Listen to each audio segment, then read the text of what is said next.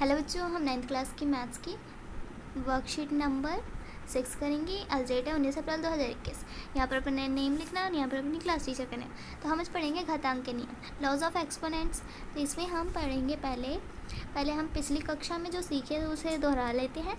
तो जैसे कि एक ही संख्या जब खुद से बार बार गुणा होती है तो हम उसे घातांक के रूप में लिखते हैं। जैसे कि यहाँ पे 5 गुणा 5 गुणा 5 7 बार गुणा हो रहा है 5 खुद से ही, तो इसे हम कैसे लिख सकते हैं 5 की पावर 7। तो वैसे ही हम किसी भी संख्या को लिख सकते हैं जब वो खुद से बार बार गुणा हो रही हो। फिर है 5 की पावर 7 है, जैसे कि 5 की पावर 7 है, इसमें ये होता है आधार, नीचे वाला क्या होता है आधार होता है और ऊपर वाला होता है घातांक। तो हमने ये समझ लिया, ये है आधार और ये है घातांक। फिर अगला है, आइए हम घातांक के नियमों को दोहराते हैं। तो पहला नियम क्या है, a की पावर m इंटू a की power n equals to a की पावर m प्लस n। तो इसमें हम जैसे कि समझ लेते हैं कि 2 है उसकी पावर है 3, गुणा में 2 है उसकी पावर है 4। तो इसमें आधार क्या है सेम और घातांक अलग है और गुणा में है। तो हम इसमें क्या करते हैं, जो घातांक होते हैं पावर होती है उनको हम प्लस कर देते हैं। तो 2 की पावर 3 प्लस 4 हो जाएगा, तो इसका आंसर क्या हो जाएगा, तो 2 की पावर 7। तो वैसे ये पहला नियम हो गया। अब सेकंड नियम है a की पावर m ब्रैकेट n। तो इसमें हम क्या करेंगे, ये जो पावर है इन दोनों को गुणा कर देंगे। जैसे कि है एक संख्या 3 की पावर 4 2, तो इसमें हम 3 जो पावर है उनको गुणा कर देंगे, ब्रैकेट के बाहर ब्रैकेट के अंदर। तो इसका आंसर आ जाएगा 3 की पावर 8। वैसे ही अगला समझते हैं तीसरा नियम। इसमें जैसे कि एक संख्या है 3 की पावर 2 बटे में 3 की पावर 1। तो इसमें हम क्या करेंगे, इसमें आधार सेम है, घातांक अलग है और बटे में है। तो हम इसमें क्या करते हैं, माइनस करते हैं, जो पावर होती है उनको माइनस करते हैं। तो 3 की पावर 2 माइनस 1 हो जाएगा, तो इसका आंसर आएगा 3 की पावर 1 भी लिख सकते हैं और 3 भी लिख सकते हैं। फिर है a की पावर m इंटू बी की power m equals to a b m. तो इसमें आधार सेम नहीं है, घातांक सेम है और आधार अलग है और गुणा में है। तो जैसे कि यहाँ पर आधार सेम था और घातांक अलग था और गुणा में था, इसमें हम क्या करेंगे, जो आधार है उनको गुणा कर देंगे। जैसे कि 2 है उसकी पावर है 4,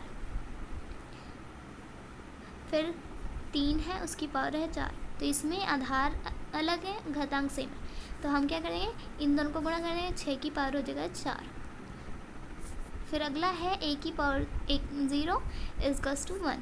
तो कोई भी संख्या हो अगर उसकी पावर 0 है तो उसका आंसर 1 ही आएगा। फिर अगला है, हम ये भी जानते हैं जैसे कि एक संख्या है 2 की पावर -3। तो इससे हमें कहा गया है कि धनात्मक में लिखो, पॉजिटिव में। तो कैसे लिखेंगे, 1 की पावर 2/3 हो जाएगा इसका पॉजिटिव में। अब अगला है, आगे क्वेश्चन है, तो चलिए इन क्वेश्चन को सॉल्व करते हैं।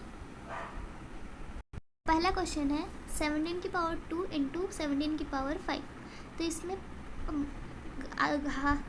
आधार सेम है, घात अलग है। तो इसमें हम क्या करेंगे, जो ये वाला फॉर्मूला है, ये नियम है, इसको हम लगाएंगे और सॉल्व करेंगे।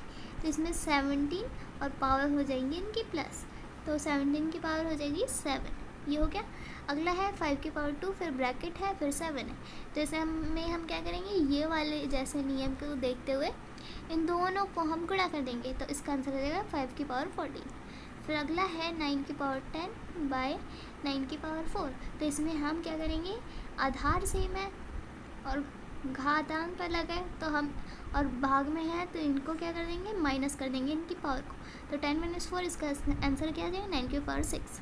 फिर अगला है 3 की पावर 4 इंटू 5 की पावर 4। इसमें क्या है, आधार अलग है और घातांक सेम है, तो हम क्या कर देंगे, आधार को गुणा कर देंगे। ये वाला नियम देखते हुए a की पावर m इंटू बी की पावर m, इसका क्या हो जाता है ए बी की पावर m, और इसका आंसर आ जाएगा 15 की पावर 4। तो ये हो गया हमारा क्वेश्चन। क्या हम वर्गमूल और घनमूल को संख्याओं को भी घातांक रूप में लिख सकते हैं? तो हाँ, लिख सकते हैं। जैसे वर्गमूल √5 है, इसको हम कैसे लिख सकते हैं? जो रूट का मान होता है वो होता है 1/2, तो इसको हम लिख सकते हैं 5 की पावर 1/2। इसका आंसर ये होगा। जैसे कि एक संख्या है 3√5, तो इसमें हम क्या कर देंगे, ये जो 3 है, तो अगर यहाँ पर 3 होगा तो हो जाएगा 5 की पावर 1/3। अगर यहाँ पे 4 है तो 5 की पावर 1/4। जो भी संख्या होगी वो नीचे लिख लेंगे। तो हमने ये समझ लिया। अब आगे देखते हैं। तो हम एक और फॉर्मूला देख सकते हैं इससे, जैसे कि हमने ये देखा, इससे हो जाता है कि n√a = a की पावर 1/n। और वैसे ही अगर n हो यहाँ पे और √a और ब्रैकेट उसकी पावर m, तो हम इसको लिख सकते हैं a की पावर m/n। अब इसको हम कैसे लिख सकते हैं? एक संख्या लेकर समझते हैं। जैसे कि है यहाँ पर 3√5 और फिर इसका पावर है 2, तो इसको हम ऐसे ही कैसे लिखेंगे? तो ये खुद ही हो जाएगा। पहले हम इसको सॉल्व करते हैं। तो 5 की पावर क्या हो जाएगा? 1/3 और फिर इसकी पावर क्या है? 2। तो हमने ऐसे में क्या समझा था? इन दोनों को गुणा कर देते हैं, तो इसका क्या हो जाएगा? 5 की पावर 2/3। तो हमने ये ऐसे समझ लिया, तो ऐसे ही आंसर आ गया। अब आइए और कुछ संख्याओं को घातांक रूप में लिखते हैं। तो जैसे कि √7 है, तो इसको हम कैसे लिखेंगे? 7 की पावर 1/2। फिर है 3√11, तो यहाँ पे हो जाएगा 11 की पावर 1/3। फिर है √5 की पावर 3, तो इसे हम कैसे लिखेंगे? इसे हम लिखेंगे 5 की पावर 1/2, फिर इसकी पावर है 3, फिर इन दोनों को गुणा करेंगे तो इसका आंसर आ जाएगा 3/2। फिर अगला है इसे, तो इसे हम कैसे लिखेंगे? तो √3√13 है, फिर उसकी पावर क्या है? 5। तो ऐसे हम लिख सकते हैं 13 की पावर क्या हो जाएगी? 1/3, फिर 5, तो इसका आंसर आ जाएगा 13 की पावर 5/3। तो ये हो गया हमारा। आइए हमें एक ही संख्या 4 3/2 को दो विधियों को सरलीकरण करना सीखते हैं। तो कैसे देखते हैं। जैसे कि 4 की पावर 3/2 है, तो इसे हम कैसे लिख सकते हैं? 1/2 और फिर ब्रैकेट फिर 3। फिर वैसे ही हम 4 को ब्रेक करेंगे। 4 को जब ब्रेक करेंगे तो इसे हम लिख सकते हैं 2 की पावर 2। हम 4 को ब्रेक करेंगे तो इसे हम लिख सकते हैं 2 की पावर 2। वैसे ही अब इसे हमने ऐसे लिख दिया। इसे हम सॉल्व करके देखते हैं। 4 की पावर 3/2 है। हमने इससे पहले जैसे कि हमने यहाँ पर किया था वैसे लिख देते हैं। 4 की पावर 1/2 फिर है 3, इसे हमने लिख दिया। फिर हम क्या करेंगे? 4 को ब्रेक करेंगे तो 2 की पावर 2, फिर इसका हो गया 1/2, फिर है 3। तो यहाँ पर 2 से 2 कट गया, इसका आंसर आ गया 2 की पावर 3। फिर इसको हम करेंगे सॉल्व तो आ जाएगा 8। फिर अगला है 4 की पावर 3/2, इसमें हम 2 को ब्रेक करेंगे। 4 को ब्रेक करेंगे नहीं, यहाँ पर 4 की पावर को सॉल्व करेंगे। यहाँ पर हमने ब्रेक किया था, अब यहाँ पर 4 की पावर को सॉल्व करेंगे। तो 4 की पावर को सॉल्व करेंगे तो आ जाएगा 64। फिर 64 को हम 64 को ब्रेक करेंगे तो 8 की स्क्वायर लिख सकते हैं। 8 की स्क्वायर है, फिर 1/2 है तो 2 से 2 कट दिया, इसका आंसर आ गया 8। फिर अगला देखते हैं। आइए अब हम कुछ सवालों को घातांक के नियमों का प्रयोग कर सरल करते हैं। जैसे कि है 2 की पावर 2/3 इंटू 2 की पावर 1/3। तो इसे हम सॉल्व कैसे करेंगे? तो हमने सीखा था कि आधार सेम हो और पावर अलग हो, घातांक अलग हो, तो हम क्या करते हैं? उनको प्लस करते हैं। और गुणा में हो तो इसमें हमने प्लस कर दिया। जैसे कि है यहाँ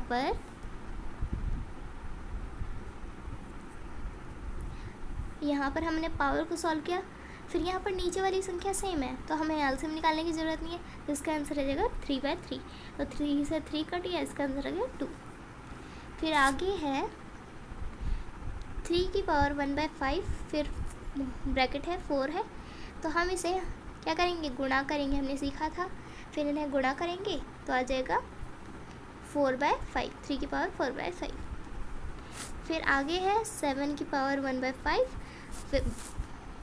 डिवाइड बाय 7 की पावर 1/3। तो हमने सीखा था जब आधार सेम हो और भाग में हो तो हम उन्हें क्या करते हैं, पावर को उनकी माइनस करते हैं। तो इसमें हम माइनस करेंगे तो इसका आंसर क्या आ जाएगा, इसे हम पहले एलसीएम निकालेंगे, एलसीएम सॉल्व करेंगे, इसका आंसर ये आ जाएगा।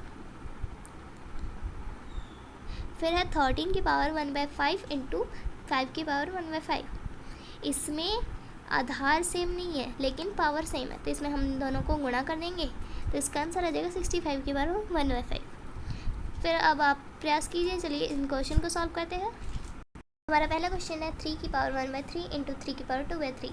तो इसमें हम क्या करेंगे, आधार सेम है, घातांक अलग है, तो हम क्या करेंगे, इनको पावर को प्लस कर देंगे।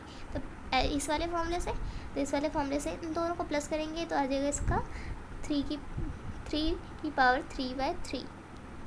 फिर इसका आंसर हम ये भी लिख सकते हैं 3, क्योंकि 3 से 3 कट जाएगा।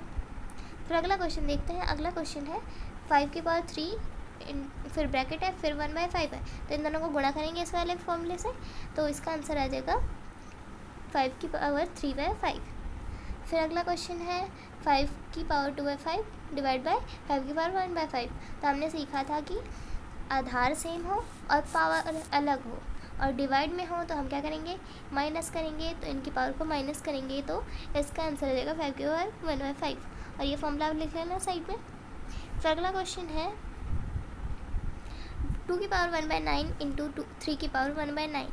तो इसमें हम क्या करेंगे, इन दोनों को नीचे आधार अलग है और जो पावर है वो सेम है, तो इन दोनों को गुणा करेंगे तो 2 3 6 हो जाए, 6 की पावर 1/9। तो हमारा हो गया वर्कशीट कंप्लीट।